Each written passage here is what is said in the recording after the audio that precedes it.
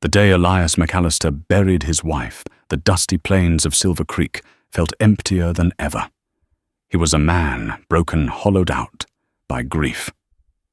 A once proud rancher, Elias faced financial ruin and a gnawing sense of hopelessness. Then, in the midst of a punishing drought, 3 starving children appeared on his doorstep with their desperate mother. In that moment, fate beckoned him to show a kindness he wasn't sure he had left to give. He opened his door to them and unknowingly opened his wounded heart. Little did he know their arrival would unleash a torrent of secrets, vengeance, and surprising redemption that would rock Silver Creek to its very core. Elias McAllister had once been a man bursting with life. Back in the heyday, he and his wife Margaret had run the McAllister Ranch perched on the outskirts of Silver Creek, a rugged little frontier town clinging to the edges of civilization. The couple had worked tirelessly to build something they could be proud of. Margaret had come from a well-off family in St. Louis, but had forsaken her comforts to follow Elias out west, lured by the wide-open promise of unclaimed land and the dream of endless opportunity. But the West was as unforgiving as it was. Grand first came the relentless heat that withered their crops. Next, a savage winter that wiped out half their herd. The final blow, however, came in the form of an influenza epidemic that scythed through the region, claiming Margaret's life too soon. On a bitterly cold morning, he buried her under a twisting Joshua tree, with barely anyone left in town to bear witness. 2 months passed in a blur of heartbreak. Elias tended the fields, half-heartedly stabled his horses only out of a sense of duty, and sometimes forgot to eat more than a piece of bread for days on end.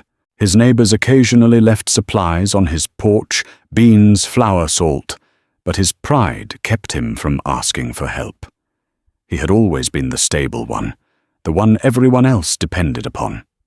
By the time the summer sun returned with punishing force, Elias's once robust ranch looked as though it might wither and blow away. The corrals were emptied of most of his animals, sold in desperation to pay mounting debts. The fresh coat of white paint Margaret had insisted they slap onto their weather-beaten house had long since faded to a ghostly, peeling grey.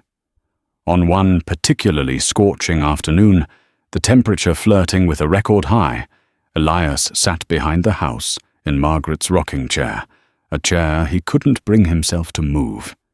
He had no energy to carry on. He felt the ranch slip through his fingers like the desert sand. Hope seemed but a memory. It was in this moment of resignation that an unexpected sound caught his ear. A faint cry, or perhaps he was imagining things. At first he dismissed it as the wailing of the wind against loose boards. But the sound persisted distinctly, human heart pounding. Elias rose from the rocker and staggered around the side of the house. Drawn by the noise, he found 3 small children huddled beneath the eaves, half-dressed in rags, their cheeks caked with dust. Next to them, a woman lay collapsed in the dirt, her face gaunt from hunger. She looked up, eyes brimming with desperation. "Please," she croaked, "my children, they're starving." In that instant, despite all he'd lost, Elias knew he had no other choice. The code of the West, the code of humanity demanded he act without a second thought. He knelt down, offering both comfort and, unknowingly, the opening act of an unexpected new life. He helped the woman to her feet, supporting her frail body with his arms. The children stared at him, 3 sets of big, frightened eyes. Triplets, Elias realized with a jolt. Each child was perhaps no older than 5. Their sunken faces and thin limbs tore at his heart. "I'm Elias," he said softly, trying not to sound intimidating, though his voice was deep and rough from disuse. "Let me help you. My name is Celia," the woman replied, her voice trembling with exhaustion. "These are my children, Bethany Wyatt and James." She gestured weakly to each child in turn. Bethany clung to her mother's skirt. Wyatt regarded Elias warily, and James simply stared, eyes hollow. "Let's get you inside," Elias said. "I'll fetch some water and bread." He escorted them into the kitchen. The house was bare bones, but at least it was shelter from the scorching sun. He rummaged through his supplies, which were running dangerously low, and found half a loaf of stale bread and a jug of water from the well. He laid it out on the table. Celia's hands shook as she broke small pieces of bread for the children. They devoured them hungrily. Elias brought a bucket of water and a few tin cups. The children gulped down the water as though they hadn't drunk in days. Celia's eyes filled with tears. "Thank you.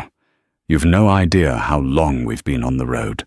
Elias understood what it meant to be too proud to ask for help, but he recognized desperation when he saw it. "Where are you coming from? Headed away from trouble, you might say." Celia replied, her gaze dropping to the table. "I heard the promise of land in Kansas, but that was just a rumor. My husband, he left when the triplets were just babies. We've been trying to survive on our own." Ever since Elias recalled Margaret's voice in his memory, forever urging him to help those in need. "You can stay for a while. I don't have much, but least I can do is offer shelter until you find your footing." Celia offered a weary, grateful smile. "I can pay you back. I can do chores. Anything." Elias couldn't resist returning a sad smile of his own. It had been so long since he'd felt anything but sorrow. We can figure that out later. That night, Elias cleared out the small spare bedroom. He helped Celia guide the children in.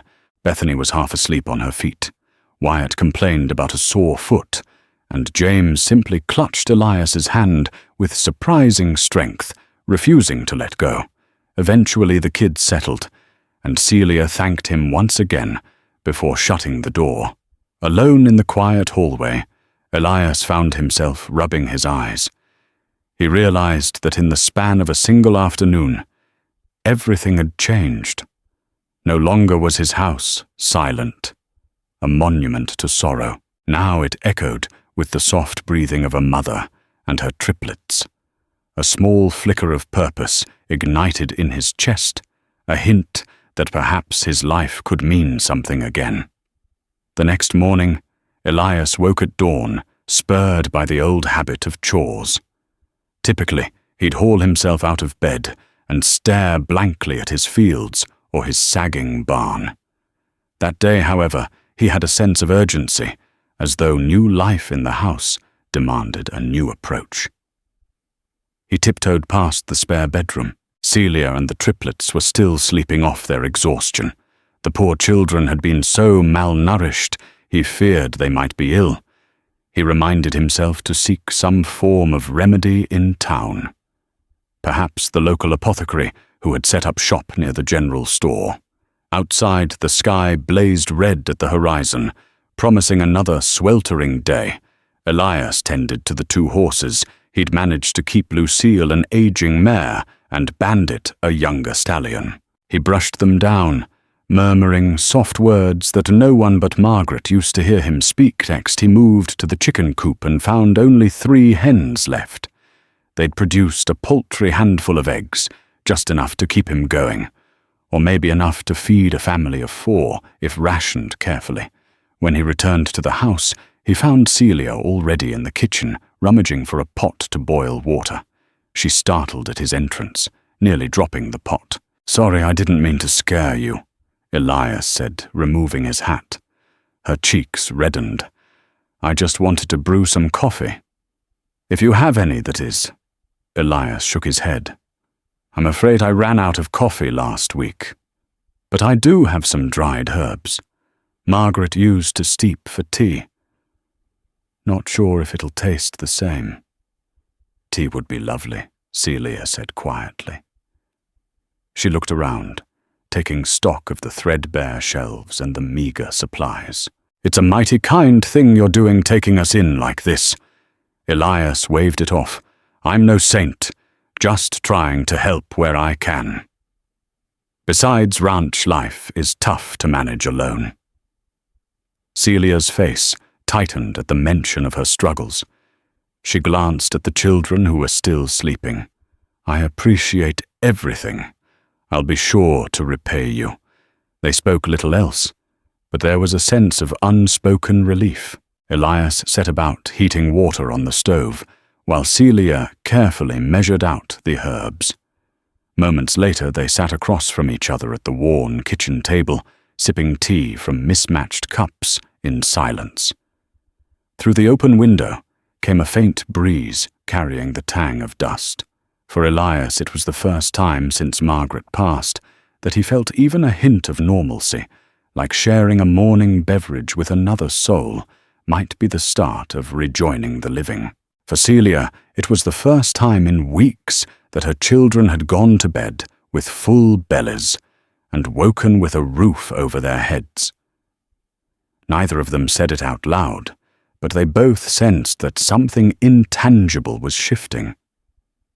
They had stumbled upon an unexpected partnership, one that might lead them out of the darkness if they navigated it well.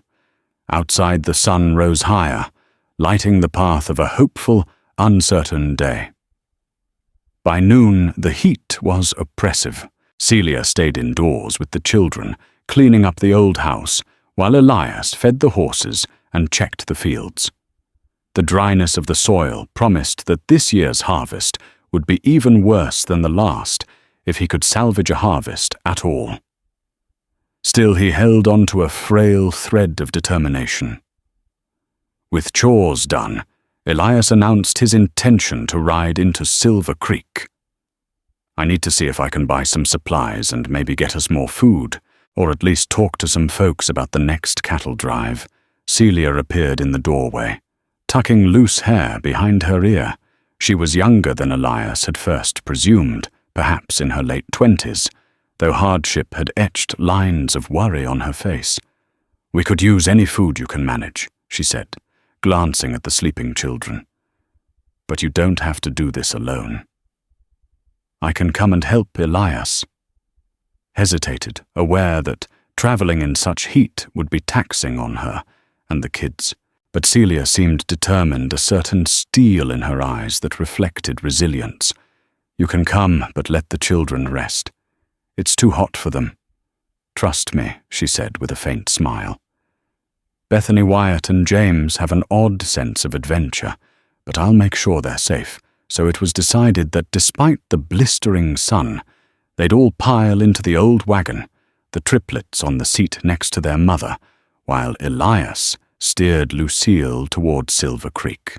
The wagon rattled down the dirt road that cut across the desolate plains.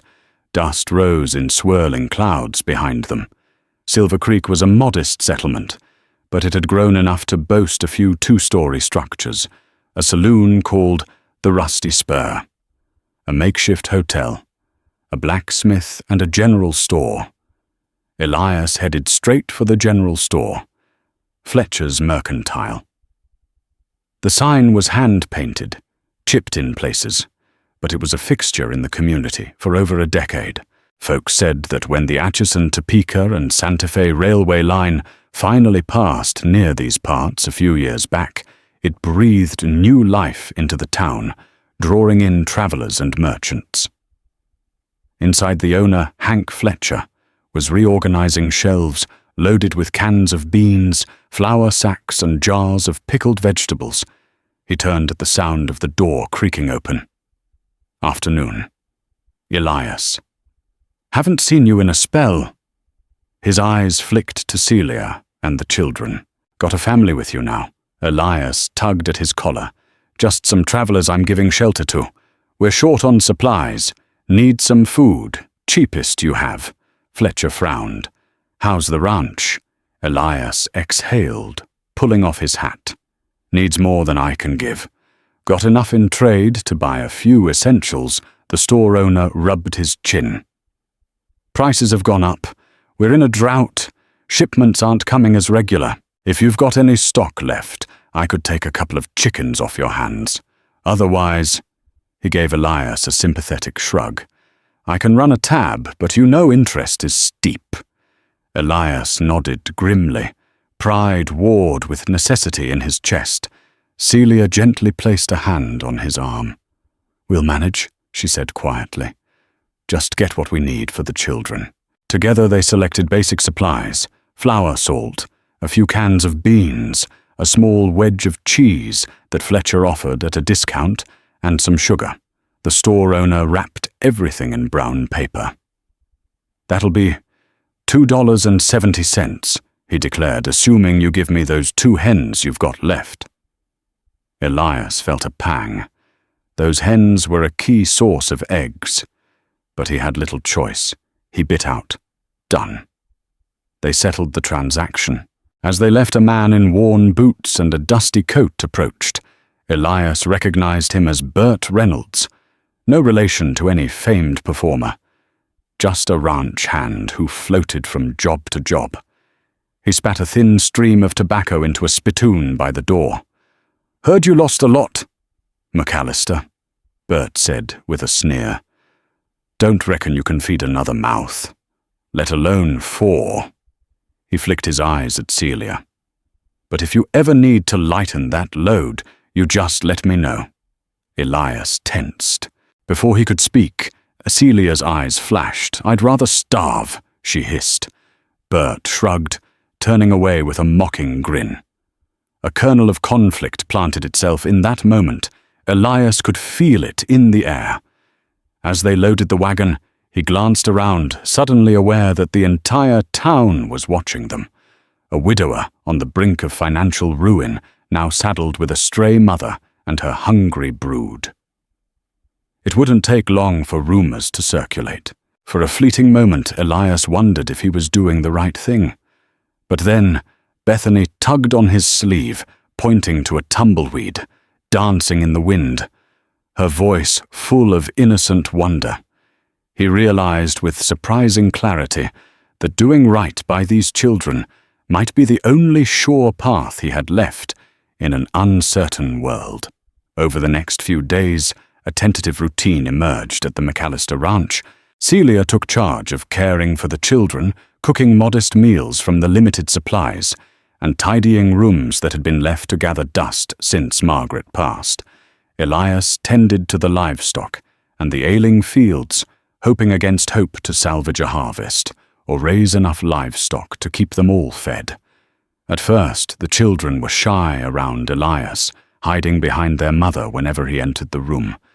But that shyness faded by small degrees each day.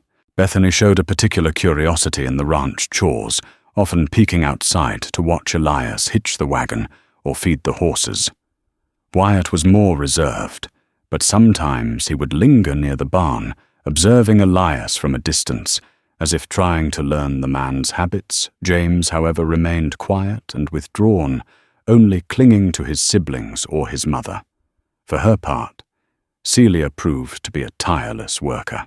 She patched holes in the roof, scrubbed floors, and even offered to mend Elias's threadbare shirts.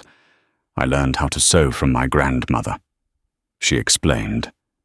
"She raised me after my parents died in a wagon accident. I can fix just about anything, though I can't promise it'll look pretty." Elias gave a shy nod. "I appreciate that."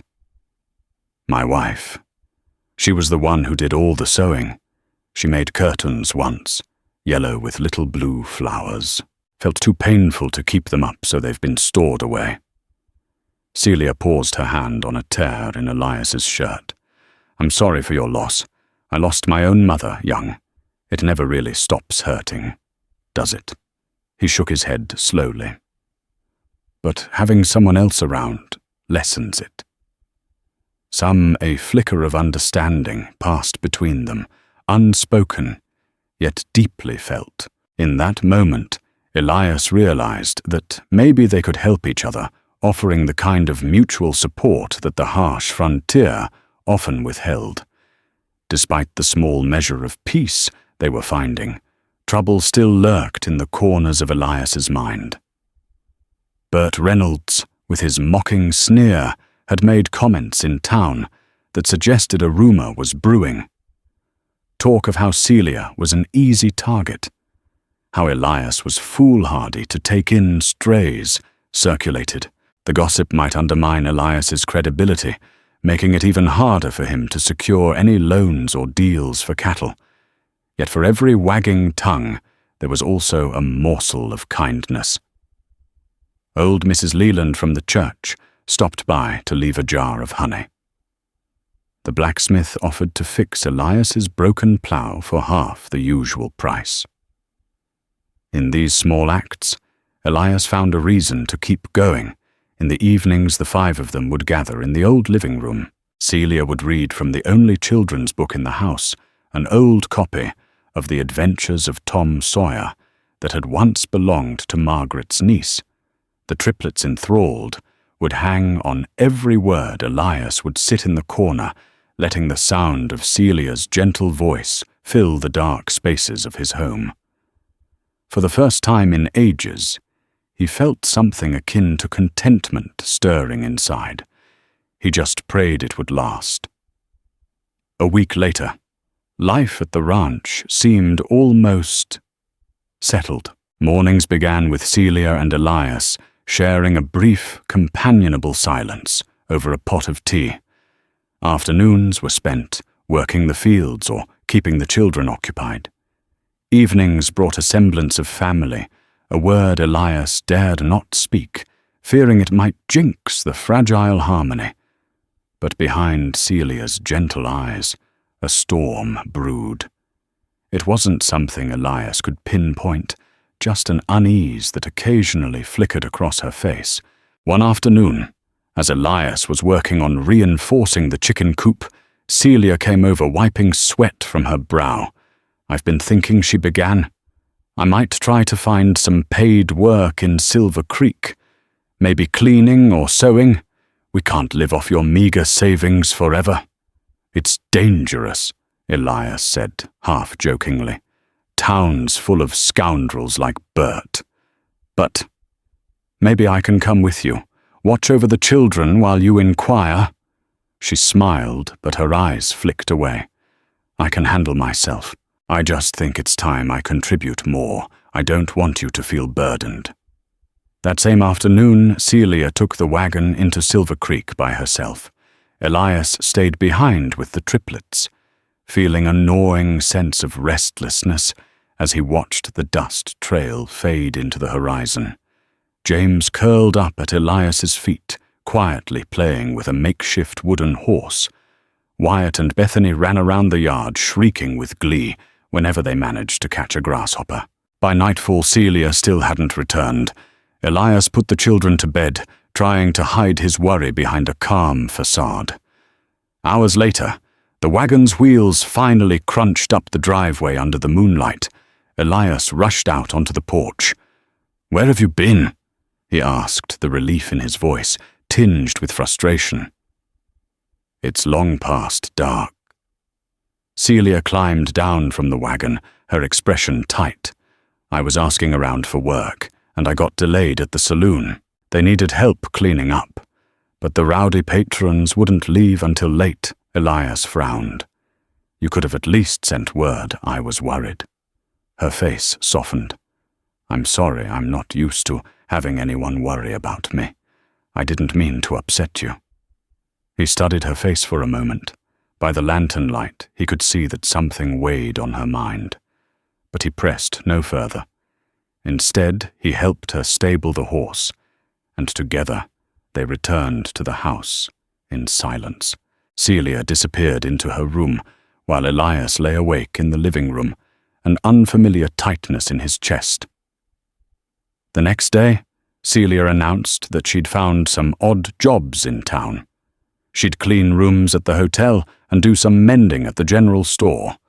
Elias hesitated, but nodded his acceptance. He understood her desire to be independent, yet he couldn't shake the feeling that Silver Creek's late-night shadows hid more than just rowdy saloon patrons. In the weeks that followed, Celia spent more and more time in town, sometimes returning with bruises on her arms or a haunted look in her eyes. She insisted it was from accidentally bumping into doors or hauling heavy laundry, but Elias's suspicion grew. He had no proof of wrongdoing, only a gut feeling that trouble was brewing, and that soon enough it would find its way to the ranch's doorstep. One scorching afternoon, as Elias was hauling water from the well, a rider appeared on the horizon. The silhouette grew larger, and Elias recognized the broad frame of the local sheriff, Abraham Howard. He was a man of honor, respected across the territory for his fair but firm approach. He reined his horse to a stop, tipping his hat in greeting. "Afternoon, Elias Sheriff," Howard said, dismounting with a grunt. "Heard you've been hosting a new family." Elias stiffened. Word travels fast. Howard nodded. "Celia. Right. A mother of triplets." "Yes, sir. She said she was passing through hard times forced her to stay a while." The sheriff glanced at the ranch house. "And you trust her story?" Elias shrugged the question, hitting too close to his own doubts. "I've seen no reason not to." "She's been nothing but helpful." Howard let out a sigh. "I hope it stays that way. But I got word from out east. A man came by my office asking questions, looking for a woman named Celia, who he claims is his wife." Elias felt a chill run down his spine. Her husband left her. "She told me so herself." The sheriff pursed his lips. "This fellow name of Gerald Thompson swears differently, says she took something valuable from him, a family heirloom, and ran off with the children. Claims she's been swindling folks. I'm not one to jump to conclusions, but I'd advise caution." Stunned, Elias searched for words. "Swindling folks, Sheriff, you've known me a long time. I'd never let a criminal stay under my roof." Howard placed a firm hand on Elias's shoulder. "I'm not accusing you of anything. I'm just giving you a heads up. I plan to talk to Celia myself, see her side of the story. But watch your back, Elias. The frontier's full of folks running from their past." He mounted his horse, turning to go, then paused. "And Elias, if she tries to run off, let me know." With that, he spurred his horse and disappeared in a cloud of dust. Elias stood there reeling. Had Celia lied? Was she on the run from a legitimate claim? The thought unsettled him, but another part of him flared with protective anger. She had done nothing but care for the triplets, keep his house in order, and even scrounge for meager wages in town. Could she really be a thief? When Celia returned from Silver Creek late that evening, Elias confronted her. He recounted Sheriff Howard's visit, carefully watching her face. Her eyes widened, and her skin turned pale. For a moment, she looked ready to flee. "It's not what you think," Celia whispered, tears springing to her eyes. "Gerald was abusive. He told me if I ever tried to leave, he'd hunt me down. The heirloom was a ring, my grandmother's ring. He took it from me when we married. I only took back what was rightfully mine." Elias's heart pounded. He saw the fear etched into her features, recognized that terror. "If that's true, why didn't you tell me?" She shuddered. "I thought you wouldn't believe me. I've had to survive on my own for so long, conflicted." Elias wanted to trust her. He wanted to shield her from harm, especially if she was telling the truth. But the sheriff's warning echoed in his mind. In a single day, the uneasy peace at the ranch had been shattered. Shadows of the past lurked behind Celia's every word, and Elias wondered how deeply he might be drawn into a dark conflict that wasn't his own. Days turned into tense nights. Celia continued to work in town, but with each return, her eyes darted nervously around, as though expecting Gerald Thompson to leap out from behind every corner. The triplets, sensing their mother's fear, became clingier. Bethany asked endless questions about strangers who might be bad people. Wyatt grew even quieter, and James retreated into a shell of silence. Elias tried his best to reassure them, but he felt the weight of responsibility settling on his shoulders like a yoke. He had taken Celia and her children in.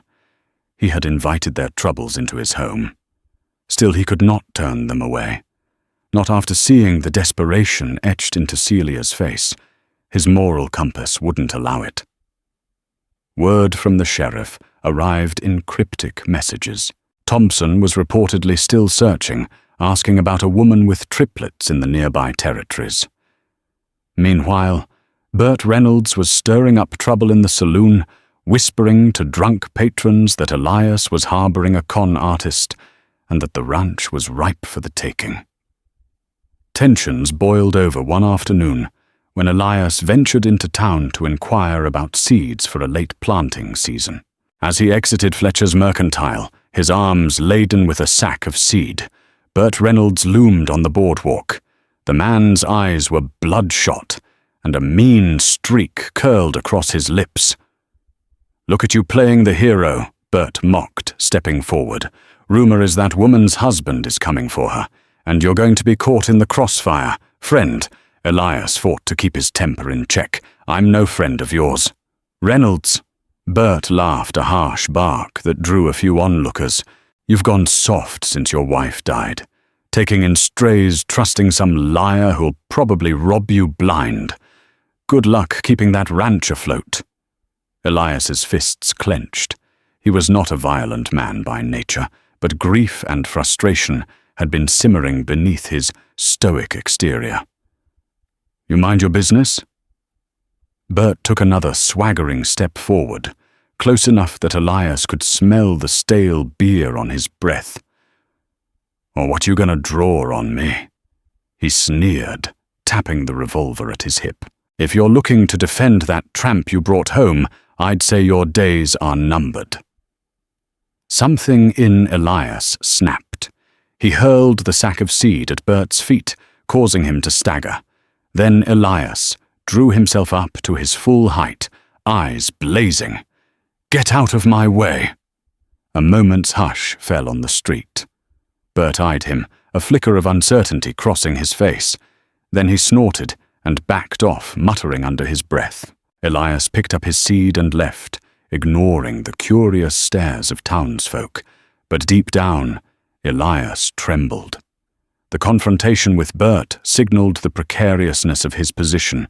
Between Gerald Thompson's looming presence and Bert's aggression, Silver Creek was becoming a powder keg waiting for a spark. Elias wondered how much more he could endure before everything blew up in his face. That night back at the ranch, he told Celia about the run-in. She gripped his hand, eyes glistening with guilt. "I'm sorry," she whispered. "I never wanted to bring trouble here in that fragile moment." Elias brushed her worries aside. "We'll face it," he said softly, surprising himself with the conviction in his voice. Together, it happened on a Sunday afternoon, the kind of day when the sun was merciless and the horizon shimmered in waves of heat. Elias had just finished mending a fence post when a cloud of dust appeared on the main road, leading to the ranch. Peering through the haze, he spotted two riders. One wore the star of Sheriff Howard, and the other was an unfamiliar man, tall, broad-shouldered, with a dark, grim face. Elias's stomach twisted. He knew who it had to be. Gerald Thompson. Celia was inside with the triplets. She froze when Elias burst through the door and told her. The children seemed to sense the tension and clung to their mother. Celia's face went ashen. "He found me," she whispered, her voice laced with terror. Elias set his jaw. "He can't harm you here. The sheriff's with him." Outside, the riders slowed to a stop.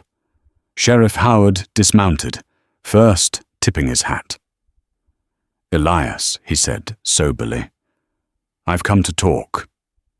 Gerald Thompson, dismounting, scanned the property with cold eyes. He was a rugged man.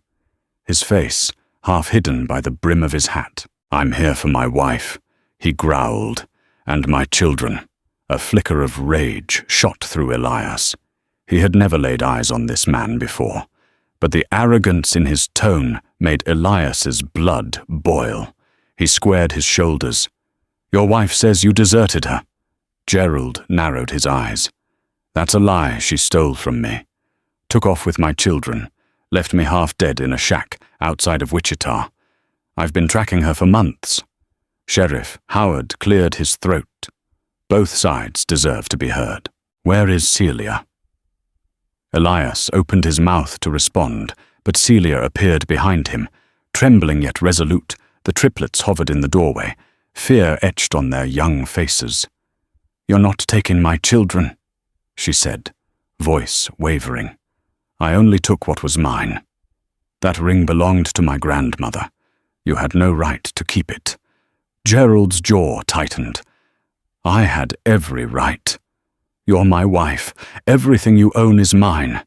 And these children are my blood." Celia shot back. "You never wanted them. You threatened to leave the moment they were born.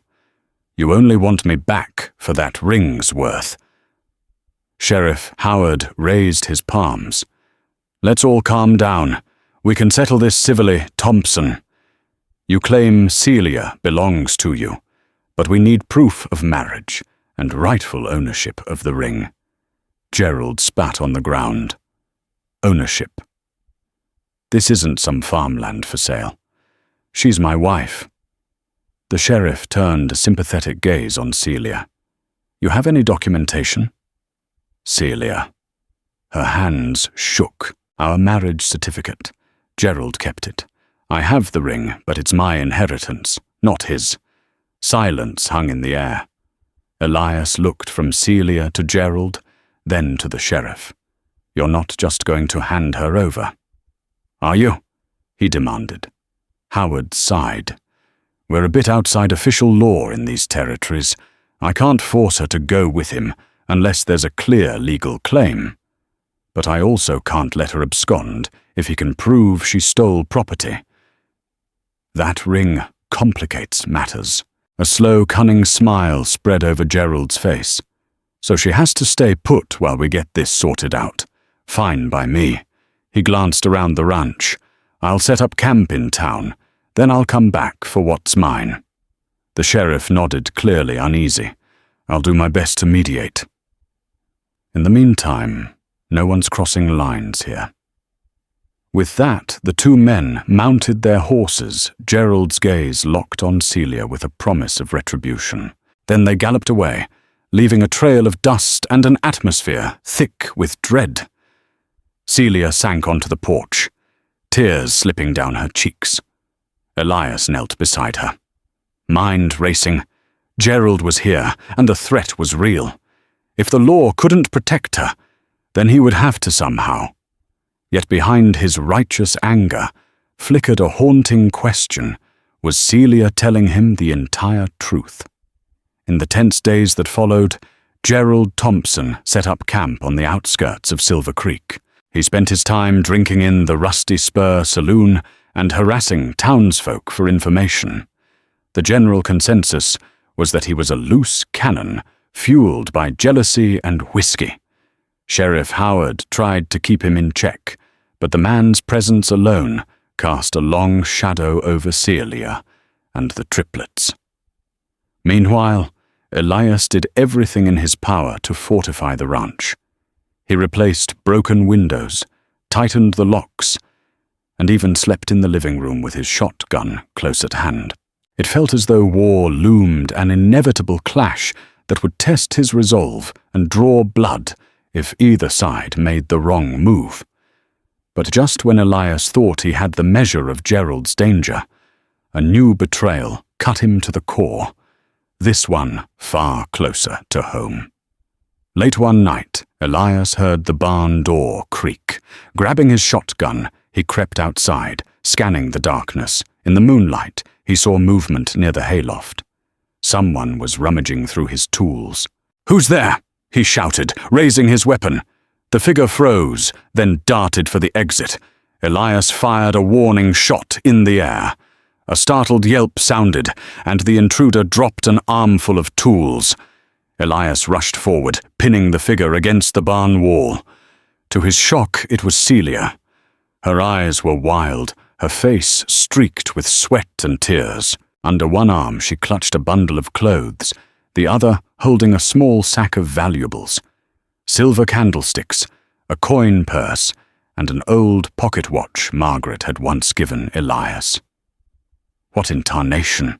Elias sputtered, unable to believe his eyes. "Celia, why are you stealing from me?" She struggled, tears streaming. "I have no choice.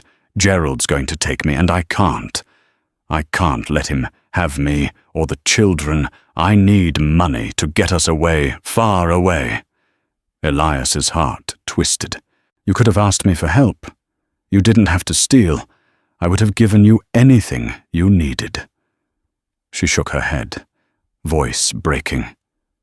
"You don't understand. I've been living on the run for years.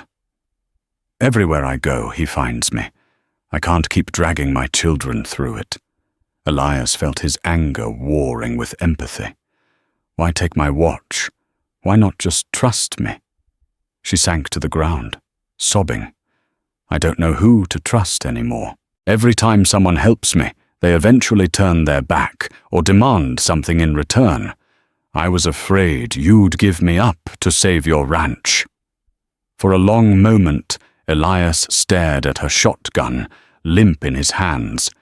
He saw the heartbreak etched in her features. She might have lied, but her desperation seemed real. Finally, he knelt and handed her his handkerchief. "Celia," he said softly, "what are you going to do now?" She sniffled. "I don't know. Run, I guess." Elias sighed heavily, his own eyes burning. "If you run, he'll follow. You know that. At least here you have someone to stand by you." She looked up, hope mingling with despair. "You'd still help me even after this." Elias closed his eyes, recalling Margaret's last days. How many times had he wished for someone, anyone, to stand by him in his darkest hour? Could he really abandon Celia now? "Yes," he whispered. "But this changes things. Celia, no more lies. If you want my help, I need the truth," nodding. Celia clutched the stolen items to her chest, as if they were lifelines. "I'll tell you everything," she breathed. In the silence of the barn, they made a fragile pact. She would reveal every secret, and Elias would do his best to protect her and the children. But even as they sealed their uneasy truce, the whisper of approaching calamity rustled through the night air, hinting that redemption, if it came at all, would be paid for in blood. In the following days, Celia recounted her harrowing tale in full. She met Gerald when she was barely 17, dazzled by his smooth talk and the promise of a steady life. Soon after the triplets were born, he turned brutal, beating her, threatening the children. The ring passed down from her grandmother became a symbol of her stolen identity. When she fled, she took it back. Since then, Gerald had trailed her across territories, determined to reclaim not just the ring, but also the ownership he believed was his birthright. Elias listened horrified. He realized how naive he'd been to think that pure goodwill could shield them from a cruel, violent man. Still, he resolved to stand by Celia. Together, they concocted a plan if Gerald came to forcibly take her. They would defend themselves. Sheriff Howard might step in, but it was risky, counting on the law to do what it couldn't in these remote parts. Word soon reached them that Burt Reynolds had been seen riding alongside Gerald. Likely Gerald had offered Burt money or the promise of revenge against Elias. The news spread like wildfire through Silver Creek. An armed confrontation was imminent at the McAllister ranch. Celia tried to distract the children from the looming danger. Bethany, Wyatt, and James were too young to fully grasp it, yet they sensed the tension. Elias barricaded the doors and loaded weapons. He placed the triplets in the cellar, giving them blankets and toys to keep them calm. On a fateful afternoon, the dust cloud signaled the arrival of riders. Celia peered through the window, heart pounding. Elias took a position on the porch, cradling his shotgun. The sun hovered low in the sky, casting long shadows across the yard. Gerald and Bert approached, flanked by two more rough-looking men. They halted 100 feet from the house. Gerald shouted, "Celia, I know you're in there. Come out and no one gets hurt." Elias's voice boomed in return. "She's not going anywhere with you. This ends now." Gerald snorted a sardonic laugh. "What are you gonna do, widower? You can't shoot us all. Hand her over or I'll burn this ranch to the ground." Bert added, "Don't be a fool. McAllister, you're outgunned." Elias's heart pounded like a war drum, but he held his ground. Celia stood just inside the doorway, trembling but resolute. With the speed of a practiced rancher, Elias cocked his shotgun and fired a warning shot into the air, the buckshot whistling overhead. That was the spark. Gerald's men drew their guns, returning fire. Bullets splintered the porch railing, dug into the house's siding. Elias ducked behind a wooden barrel. From inside, Celia fired a small pistol through the window. The shot going wide, Gerald advanced his revolver. Barking, Elias felt a bullet zip past his shoulder, the heat searing his flesh. He grunted in pain. Gritting his teeth, he popped up and fired back, catching one of Gerald's cronies in the arm, sending him sprawling from his horse. Bert circled around, trying to flank the house. Celia caught sight of him. With surprising accuracy, she took aim and fired. The shot grazed Bert's leg, toppling him from his horse. He howled in pain, scrambling into the tall grass, but Gerald remained relentless. Dismounting, he charged toward the porch. Elias rose to meet him, dropping his empty shotgun and drawing a revolver. The two men squared off, eyes locked. Gerald sneered. "She's mine." He raised his gun, but Elias was faster. He squeezed the trigger, delivering a bullet that lodged in Gerald's shoulder. The brute staggered back, shocked, yet the fight wasn't over. Somehow, Gerald steadied his aim with his good arm, pulling the trigger. Elias braced himself. A searing pain tore through his side, and he collapsed onto the porch, blood soaking his shirt. Through the haze, he heard Celia scream, as Gerald limped forward, vengeance burning in his eyes. Celia burst out of the house. Tears streaming, she aimed her pistol again. "Leave him alone." Gerald scoffed. "You think I won't shoot you too?" The triplets' cries came from inside, the pitiful wails of children terrified out of their minds. Summoning the last of his strength, Elias crawled to his shotgun, reloaded it with shaking hands. As Gerald turned his weapon on, Celia, Elias, fired. This time the shot was mercifully true. Gerald pitched forward, dropping hard to the ground, his eyes wide with shock. Blood spread across his chest. He tried to speak, but only a strangled gasp emerged. Then his body stilled, leaving only the echo of gunfire ringing in the desert air. Silence enveloped the ranch yard, broken only by the labored breathing of the wounded and the muffled sobs of the triplets in the cellar. Bert Reynolds lay on the ground, clutching his leg.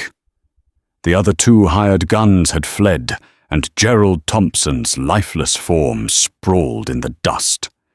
Like a final exclamation point to the violence, Celia rushed to Elias's side, pressing her hands against the wound in his side.